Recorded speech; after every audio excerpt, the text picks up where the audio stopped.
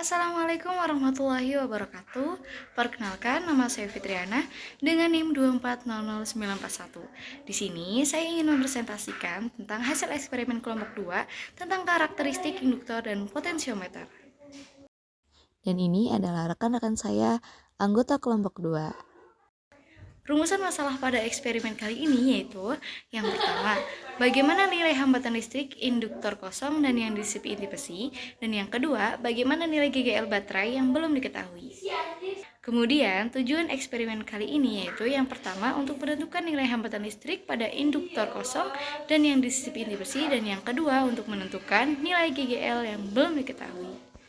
Setelah kita melakukan percobaan, kita dapat menyimpulkan yang pertama, ternyata nilai R2 yang disisipi inti besi itu ternyata lebih besar karena inti besi itu memiliki permeabilitas magnetik yang tinggi sehingga dapat memperkuat medan magnet dibandingkan dengan nilai hambatan R2 tanpa inti besi itu lebih rendah. Kemudian jika diuji keseimbangannya, ternyata nilai R1 dikali R4 itu tidak sama dengan R3 dikalikan dengan R2, maka nilai tegangannya itu tidak nol dan terdapat arus yang mengalir pada galvanometer.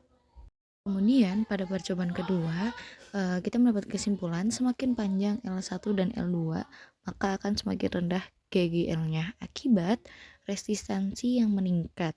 Nilai tegangannya akan tetap, tetapi arusnya akan bertambah seiring dengan panjangnya konduktor.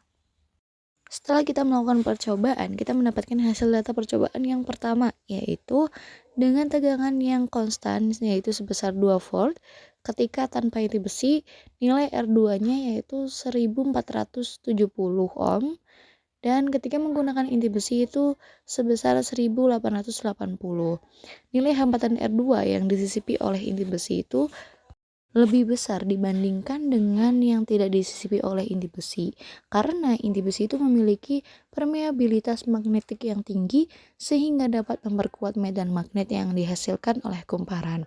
Dan apabila diuji keseimbangannya pada data tersebut, ternyata nilai R1 dikali R4 itu tidak sama dengan R3 dikali R2, maka tegangan pada percobaan tersebut tidak sama dengan 0 dan terdapat arus yang mengalir pada galvanometer. Nah, kita juga menghasilkan data percobaan kedua dan ketiga. Pada data terlihat bahwa semakin besar panjang L1 dan L2, semakin rendah nilai GGL atau gaya gerak listrik yang dihasilkan. Nah, peningkatan panjang konduktor itu mengakibatkan peningkatan resistansi dalam konduktor tersebut. Peningkatan resistansi ini mengakibatkan penurunan GGL yang dihasilkan.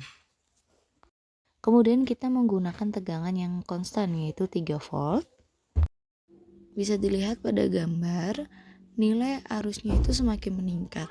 Nah, menunjukkan bahwa nilai arus itu berbanding lurus dengan nilai panjang. Semakin panjang konduktornya, maka semakin besar juga nilai arusnya. Mungkin itu saja yang dapat saya sampaikan, kurang lebihnya mohon maaf. Wassalamualaikum warahmatullahi wabarakatuh. Terima kasih.